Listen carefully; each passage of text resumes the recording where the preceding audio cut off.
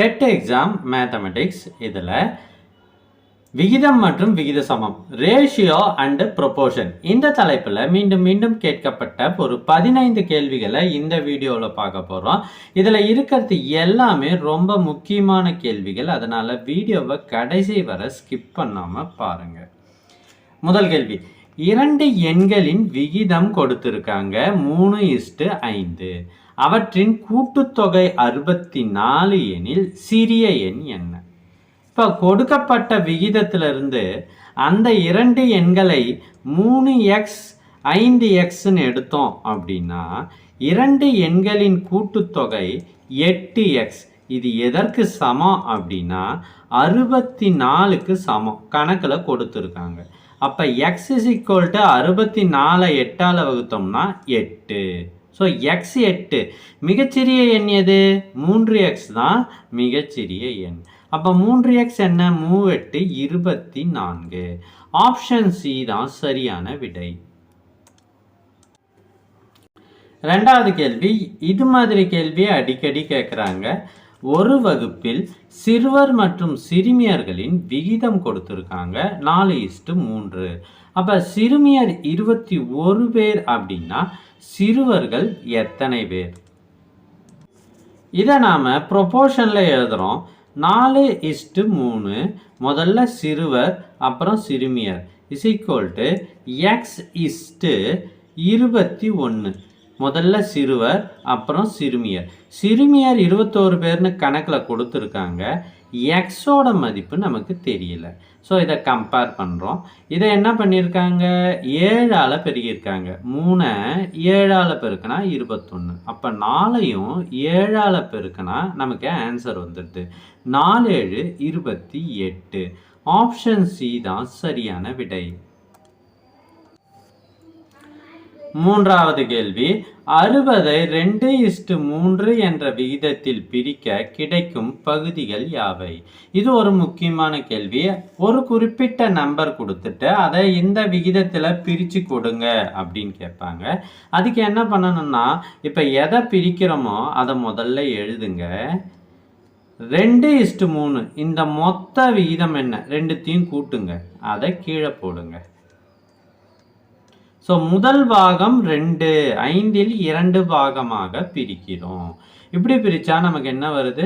12 5 60, 2 12 24. So 60ஓட முதல் பாகம் 24. இன்னொரு பாகம் என்னவா இருக்கும்?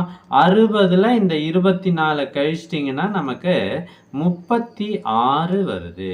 ஸோ 2 பாகங்கள், 1 24, 2 36. ஆப்ஷன் பி தான் சரியான விடை. இதுவே இங்கே முதல் பாகம் கண்டுபிடித்த பிறகு 60 × 3/5 போட்டு இதே 36 வரும். அப்படியும் கண்டுபிடிக்கலாம். ஸோ மைனஸ் பண்ணியும் கண்டுபிடிக்கலாம். எப்படி கண்டுபிடிச்சாலும் ஆன்சர் ஒன்றா தான் வரும். விகிதத்தில் இப்போ ஒரு அற்புதமான கணக்கு வருது. A:B கொடுத்துட்றாங்க, B:C கொடுத்துட்றாங்க. A:C மதிப்பு என்ன அப்படின்றத கண்டுபிடிக்கணும். நாம் இது மாதிரி 2 விகிதங்கள் கொடுத்துட்டு அதை கம்பேர் பண்ணி 3வது விகிதத்தை எழுத சொல்கிறாங்க. இதை எப்படி பண்ணோம்னா, ஜென்ரலாக ஒரு மெத்தட் இருக்குது. ABCன்னு எழுதிக்குங்க. ஏபிக்கு பதிலாக இங்கே பாருங்கள் 2:3ன்னு இருக்குது. அதை ஏபிக்கு நேராக எழுதிடுறேன். அடுத்து பிசி 4:5ன்னு இருக்குது. அதை இங்கே எழுதிடுறேன். ஸோ இது மாதிரி கணக்கு கண்டிப்பாக கேட்குறாங்க, ஞாபகம் வச்சுக்கோங்க. இங்கே காலியாக இருக்கிற இடத்துல இதை தூக்கி இங்கே போடுங்க, அப்படியே ஃபாலோ பண்ணுங்கள். இதை முன்னாடி போடுங்க, அவ்வளோதான். இப்போ பாருங்கள், இதை அப்படியே பெருக்கி பெருக்கி எழுதுங்க. 2 4 8, 3 12, 3 5 15. இப்போ கேட்குற கேள்வி A:C. அப்போ 8:15 என்பது தான் சரியான விடை. ஆப்ஷன் ஏ தான் சரி. அடுத்த கேள்வி பார்க்கறதுக்கு முன்னாடி ரொம்ப முக்கியமான தகவல். இதுவரை நாங்கள் டிஎன் டெட் எக்ஸாமுக்கு எஸ்டெட்டாக இருக்கட்டும், டெட் எக்ஸாமாக இருக்கட்டும், இதுக்கு முன்னாடி ப்ரீவியஸ் இயர் கொஷின் பேப்பர்ஸ் மேத்தமெட்டிக்ஸில் எல்லாத்தையுமே சால்வ் பண்ணி போட்டிருக்கோம், வீடியோஸாக போட்டிருக்கோம். அடுத்தது டாபிக் வைஸ் இப்போ விகிதம், விகிதாச்சாரம், அப்புறம் பின்னங்கள், ஆட்கள், நாட்கள், நேர்மாறல், எதிர்மாறல், அப்புறம் தனி வட்டி, கூட்டு வட்டின்னு டாபிக் வைஸாகவும் வீடியோ போட்டிருக்கோம். இந்த 2 வீடியோஸும் 2 வீடியோஸ் இல்லை, 2 செட் ஆஃப் வீடியோஸ் இது ஃபுல்லாகவே ஃப்ரீ. மொத்தமாக 20க்கும் மேற்பட்ட வீடியோக்கள் இருக்குது. ஸோ இதை பார்த்தாலே போதும், நீங்கள் எக்ஸாம் மேத்தமெட்டிக்ஸை ஈஸியாக கிளியர் பண்ணிடலாம். இது ஃப்ரீ ஃபார் ஆல். இது எஸ்ஆர் அகாடமியோட ப்ராமிஸ். ஸோ இந்த வீடியோஸ் உங்களுக்கு வாட்ஸ்அப்பில் வேணும் அப்படின்னா நீங்கள் டிஎன்டிஇடி அப்படின்னு டைப் பண்ணி ஸ்க்ரீனில் தெரிகிற இந்த நம்பருக்கு மெசேஜ் பண்ணுங்கள். உங்களுக்கு வீடியோஸ் அனைத்தும் அனுப்பி வைக்கப்படும். அடுத்த 5வது கேள்வி, 40 லிட்டர் கலவையில் பால் மற்றும் நீர் இதனுடைய விகிதம் 5:3. 8 லிட்டர் கலவையை எடுத்துடுறாங்க. அதை என்ன பண்ணுறாங்க, அதுக்கு பதிலாக நீர் ஊற்றிடுறாங்க. அப்படின்னா பால் மற்றும் நீரின் புதிய விகிதம் என்ன? முதல்ல 40 லிட்டர் கலவையில் பால் எவ்வளோ இருக்குது, நீர் எவ்வளோ இருக்குது அப்படின்னு பார்க்கலாம். மொத்தமாக 8 பங்குல பால் 5 பங்கு இருக்குது முதல்ல இருக்கிறது. ஸோ இதை பண்ணுறோம். 8 40 25 லிட்டர் பால் இருக்குது. மீதி இருப்பது என்ன அப்படின்னு பார்த்தீங்கன்னா 15 லிட்டர். 40ல் 25 போச்சுன்னா 15 லிட்டர் நீர் இருக்குது. ஓகேவா? ஸோ இது ஃபஸ்ட்டு நாம் கண்டுபிடிச்சிடுறோம். அடுத்து இந்த கலவையிலேருந்து 8 லிட்டர் கலவையை எடுத்துடுறாங்க. ஸோ 40 லிட்டரில் 8 போனால் மீதி 32 லிட்டர். 32 லிட்டரில் பால் எவ்வளோ இருக்குன்னா 8ல் 5 பங்கு. இந்த விகிதம் மாறுமா அப்படின்னு டவுட் வரலாம். விகிதம் மாறாது, ஏன்னா கலவையை தான் வெளியே எடுக்கிறாங்க.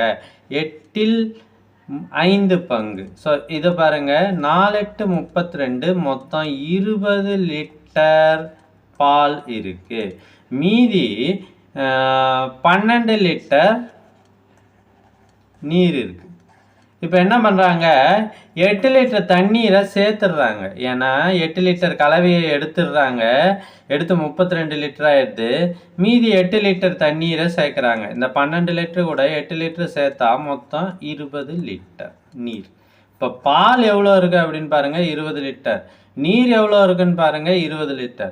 ஸோ விகிதம் 20:20 which is equal to 1:1. Option D தான் சரியான விடை. 6வது கேள்வி, ஒரு பையில் ₹1 நாணயம் இருக்கு, ₹2 நாணயம், ₹5 நாணயங்கள் 2:3:4 என்ற விகிதத்தில் உள்ளன. மொத்த நாணயங்கள் 54 இருக்குது. அதில் ₹2 நாணயம் மட்டும் எத்தனை இருக்கிறது அப்படின்னு கேட்குறாங்க. ஸோ சூப்பரான கேள்வி பாருங்கள். இப்போ ₹1 நாணயம் 2x அப்படின்னு வச்சுக்குவோம். அப்போ ₹2 நாணயம் 3x இருக்கும். ₹5 நாணயம் 5xன்னு இருக்கும். விகிதம்னா இது மாதிரி எக்ஸ் போட்டுக்கலாம். இது எல்லாத்தையும் கூட்டினா மொத்தம் எத்தனை இருக்குது, 54 இருக்குது. இந்த ஈக்குவேஷனை ஃபார்ம் பண்ணிட்டாலே கணக்கு ஈஸியாக முடிஞ்சிடும். இது எல்லாத்தையும் கூட்டுங்க, 10. ₹5 நாணயம் 4x இருக்குது. முன்ன 5xன்னு சொன்னேன், இப்போ அதை மாற்றிட்டேன். இங்கே கணக்கில் 4 தான் கொடுத்துருக்கு. இது எல்லாத்தையும் கூட்டுங்க, மொத்தம் 9x is equal to 54ன்னு வருது. x is equal to 6. 9 6 54. ஆனால் ₹2க்கு 3x இருக்குது. அப்போ 3 6 18 நாணயங்கள் ₹2 உள்ளன. ஆப்ஷன் சி தான் சரியான விடை. 7வது கேள்வி திரும்பவும் ஒரு கலவை கணக்கு. 20 லிட்டர் கலவையில் பால் மற்றும் நீர் 3:1 என்ற விகிதத்தில் உள்ளது. இதில் எவ்வளவு நீரை கூட்டினால் பால் 3:2 பால் நீர் 3:2 என ஆகும்? இப்போ இதில் கவனிங்க, ஏற்கனவே கேட்ட கணக்கில் விகிதம் கொடுத்து அதில் 8 லிட்டரை எடுத்துட்டு திரும்பி பாலை ஊற்றுனாங்க அப்படின்னா விகிதம் என்னன்னு கேட்டாங்க. இப்போ எவ்வளவு நீரை சேர்க்கணும், கலவையிலேருந்து எதையும் எடுக்க போகிறதில்ல. முதல்ல 20 லிட்டரில் பால் எவ்வளோ இருக்குது, நீர் எவ்வளோ இருக்குது அப்படின்னு பார்க்குறோம். 20 லிட்டரில் பால் 3 பங்கு, மொத்தம் 4 பங்கு. இது ரெண்டுத்தையும் கூட்டினா 4 பங்கு, அதை கீழே போடுங்க. பால் 3 பங்கு, அதை மேலே போடுங்க. 5 4 20, I3 15 லிட்டர் பால் இருக்கு. இப்போ பால் 15 லிட்டர்னா மீதி இருப்பது 20ல் 15 போனால் 5 லிட்டர் நீர் இருக்கு. ஓகேவா? ஓகே. இப்போ என்ன கேட்குறாங்க அப்படின்னா இந்த விகிதம் 3:2 என மாறணும். அதாவது பால் அப்படியே தான் இருக்கும் 15 லிட்டரு, நீர் என்னவாக இருக்க வேண்டும் அப்படின்னு முடிவு பண்ணுவோம். எக்ஸ். ஓகேங்களா? ஸோ 3:2 15:x என்பதற்கு சமம் அப்படின்னா 3 5ஆல் பெருக்கினா 15 வருது. அப்போ 2ஐயும் 5ஆல் பெருக்குங்க, நமக்கு 10 லிட்டர் வரும். ஸோ ஆன்சர் 10 கிடையாது. ஏன்னா ஏற்கனவே 5 லிட்டர் தண்ணி இருக்குது, நம்ம கூடுதலாக சேர்க்க வேண்டியது 5 லிட்டர். ஆப்ஷன் சி தான் சரியான விடை. 8வது கேள்வி மீண்டும் ஒரு விகிதம் கணக்கு. x:y 3:4 மற்றும் y:z 8:9 எனில் x:z என்ன? நம்ம கொடுத்திருப்பது x, y, z மூணுத்தையும் எழுதுங்க. x:y 3:4ன்னு கொடுத்துருக்காங்க, 3 4ன்னு போட்டாச்சு. y:z 8 9ன்னு போட்டாச்சு. இந்த 4 இங்கே எழுதுங்க, இந்த 8 இங்கே எழுதுங்க. ஸோ அப்படியே பெருக்கி பெருக்கி எழுதுங்க. 3 8 24, 4 8 32, 4 9 36. இப்போ எக்ஸுக்கும் இசட்டுக்கும் என்ன விகிதம்னு கேட்குறாங்க. அப்போ 24:36 இது இருக்கா பாருங்க? இல்லை. அப்போ நம்ம இதை சுருக்கணும். எந்த வாய்ப்பாட்டால் சுருக்கணும்னா 4ஆம் வாய்ப்பாட்டாலே சுருக்கலாம். 6 நாள் 24, 9 நாள் 36. இதை மேற்கொண்டும் சுருக்க முடியும் 3ஆம் வாய்ப்பாட்டால். 2 3 6, 3 9. 2:3 என்பது தான் சரியான விடை. ஆப்ஷன் ஏ தான் சரி. அடுத்து ஒரு மிக மிக முக்கியமான தகவல் என்னன்னா, டெட் எக்ஸாம்ல மிகப்பெரிய சிலபஸ் வந்து மேத்தமெட்டிக்ஸ் சிலபஸ் தான். ஃபார் எக்ஸாம்பிள் நீங்கள் 10th ஸ்டாண்டர்ட் புக்கை எடுத்துக்கிட்டிங்கன்னா மொத்தமாக 396 பக்கங்கள் தமிழ் மீடியம் புக்கில் இருக்குது.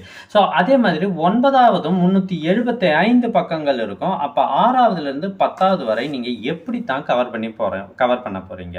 இதுக்கு ஒரு திட்டமிடப்பட்ட டெஸ்ட் பேட்சில் நீங்கள் சேர்ந்துட்டா இந்த சிலபஸை ரொம்ப ஈஸியாக முடிச்சிடலாம். எங்களோட ரேபிட் டெஸ்ட் பேட்ச் அதுக்கு உங்களுக்கு உதவியாக இருக்கும். இந்த டெஸ்ட் பேட்சில் 23 நாட்கள் தேர்வு நடைபெறும். 23 தேர்வுகள் நடைபெறும். ஒவ்வொரு தேர்வுலையும் 50 வினாக்கள் கேட்கப்படும். அதற்கு அடுத்த நாளே அந்த 50 வினாக்களுக்கும் விளக்கமான விடைகள் உங்களுக்கு கொடுக்கப்படும். தினசரி ஒரு தேர்வு. அது மட்டும் இல்லாமல் 3 முழு தேர்வுகள் இதில் உள்ளடங்கியது. ஸோ இது பள்ளி பாட புத்தகத்தின் அடிப்படையில் சிலபஸ் உங்களுக்கு முன்கூட்டியே தெரிவிக்கப்பட்டு அந்த பகுதியில் இருந்து மட்டுமே கேள்விகள் கேட்கப்படும். இந்த டெஸ்ட் பேட்ச் ஆர்வமாக நிறைய பேர் சேர்ந்துட்டு வரீங்க. முதலில் வரும் சிலருக்கு மட்டுமே அனுமதி கிடைக்கும். ஸோ உடனே உங்களுக்கு இந்த டெஸ்ட் பேட்சில் சேரணும்னா ஸ்க்ரீனில் தெரியுற இந்த நம்பரை காண்டாக்ட் பண்ணுங்க. அடுத்து 9வது கேள்வி. ஒரு செவ்வகத்தின் நீளம் மற்றும் அகலம் 5:3, அகலம் 15 சென்டிமீட்டர் எனில் நீளம் என்ன? ஸோ நீளம் அகலம் 5:3. முதல்ல நீளத்தை சொல்கிறோம், அதுதான் கண்டுபிடிக்க போகிறோம். அதை எல்லுன்னு வச்சுக்குவோம். அகலம் தான் 15 சென்டிமீட்டர்னு கொடுத்துட்டாங்க. ஸோ 3 5ஆல் பெருக்கினா 15. அப்போ 5ஐயும் 5ஆல் பெருக்கினா நீளம் வந்துடும். ஸோ 5 25. ஆப்ஷன் சி தான் சரியான விடை. 10வது கேள்வி. ஏபிசி இவர்களின் வயது விகிதம் 2:3:5. அவர்களின் வயதுகளின் கூட்டுத்தொகை 50 எனில் சியின் வயது என்ன? முதல்ல வயது விகிதத்தை வச்சு நம்ம என்ன எழுத முடியும்? இவர்களுடைய வயது 2x 3x 5x என எழுதலாம். இவற்றின் கூட்டுத்தொகை, வயதுகளின் கூட்டுத்தொகை 50. அப்போ எக்ஸோட மதிப்பு 10xன்னு வருது பாருங்க, 50. அப்போ x = 5. இப்போ கேள்வி சியின் வயது. சி என்ன? 5x. C 5x. அப்போ 5 5ஆல் பெருக்கினா 25. ஆப்ஷன் சி தான் சரியான விடை. 11வது கேள்வி. ஏபிசி ஆகியோர் ரூபாய் 2400 2:3:5 என்ற விகிதத்தில் பிரித்து கொண்டால் சிக்கு ஏவை விட எவ்வளவு அதிகம் கிடைக்கும்? முதல்ல சிக்கு எவ்வளோ கிடைக்கும்னு கண்டுபிடிப்போம், அப்புறம் ஏவுக்கு எவ்வளோ கிடைக்கும் அப்படின்றத கண்டுபிடிப்போம், அதுக்கப்புறம் மைனஸ் பண்ணிடலாம். முதல்ல சிக்கு 2400 ரூபாயில் 5 பங்கு அவருக்கு உள்ளது. மொத்தமான பங்கு 10. ஸோ 0வும் 0வும் கேன்சல் ஆகிடுது. மீதி 240 நம்ம என்ன பண்ணுறோம், 5ஆல் பெருக்கிறோம். ஒரு 0 போடுங்க. 5 20, மீதி 2, 2 10, 10 2 12. ஸோ சிக்கு 1200 ரூபாய் கிடைக்கும். அப்போ ஏவுக்கு எவ்வளோ கிடைக்கும்? அதே 2400ல் 2 பங்கு கிடைக்கும். 10ல் 2 பங்கு. 0வும் 0வும் கேன்சல் ஆயிடுது. இப்போ பாருங்கள், 0 2 8 2 2 4. இதை கழித்தோம் அப்படின்னா 0 10ல் 8 போனால் 2, 11ல் 7 போனால் 11ல் 4 போனால் 7. 720 ரூபாய் சிக்கு ஏவை விட அதிகமாக கிடைக்கும். 12வது கேள்வி, ஒரு வேலையை ஏ 10 நாளில் முடிப்பார், பி 15 நாளில் செய்வார் அப்படின்னா அவர்களின் தினசரி கூலி விகிதம் என்ன? தனித்தனியே செய்யும் பொழுது. ஸோ ஏ 10 நாளில் முடிப்பார், அவருக்கு 15 பங்கு சம்பளம் கொடுக்க வேண்டும். ஏன்னா அவர் தான் திறமைசாலி, 10 நாளில் முடிச்சிடுவார். பி கொஞ்சம் 15 நாள் எடுத்துக்குவார், அதிக நாள் எடுத்துக்குவார், அவருக்கு 10 பங்கு சம்பளம் கொடுக்கணும். அப்போ A/Bயை நாம் எப்படி எழுதணும்னா, பிக்கு என்ன வருதோ அதை ஏவுக்கு போடுங்க, ஏவுக்கு என்ன வருதோ அதை பிக்கு போடுங்க, வரத்தை சுருக்கி போடுங்க. 3 5 2 5 10 3:2. ஆப்ஷன் பி தான் சரியான விடை. ஸோ இன்ட்ரெஸ்டிங்காக இருக்கும். அடுத்த ஒரு முக்கியமான தகவல் என்ன அப்படின்னா, டெட் எக்ஸாமுக்கு இதற்கு முன்னர் previous year question papers PDF எல்லாமே இருக்குது. அதில் வித் ஆன்சரோடவே இருக்குது. 10 கொஷின் பேப்பர் வித் கம்ப்ளீட் ஆன்சரோட எங்ககிட்ட இருக்குது. இந்த கொஷின் பேப்பர்ஸில் Tamil, English, maths, science and psychology 5மே வந்துடும். உங்களுக்கு சோஷியல் சயின்ஸ் ஆப்ஷன்னாலும் இருக்குது. 10 கொஷின் பேப்பர் இருக்குது. இந்த பிடிஎஃப் உங்களுக்கு வாட்ஸ்அப்பில் வேண்டுமா? அதற்கு நீங்கள் செய்ய வேண்டியது, ஸ்க்ரீனில் தெரிகிற இந்த நம்பரை உடனே கான்டாக்ட் பண்ணுங்கள். இதை பெறுவதற்கான வழிமுறை தங்களுக்கு தெரிவிக்கப்படும். 13வது கேள்வி, 15:25 21:x. ஸோ கவனிங்க, இது ஒரு விகித சமம்.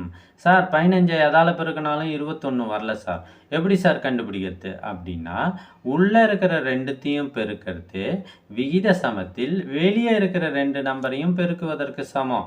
இப்போ 15ஐயும் எக்ஸையும் பெருக்குனா 15x = 25ஐயும் இந்த 21ஐயும் பெருக்குவதற்கு சமம்.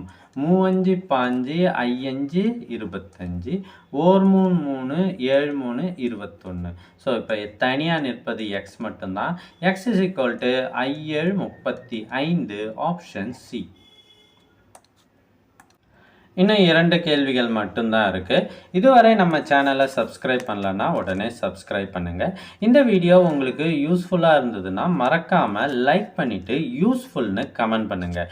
அப்போ தான் அடுத்த வீடியோ நான் போடுறதுக்கு எனக்கு உற்சாகமாக இருக்கும்.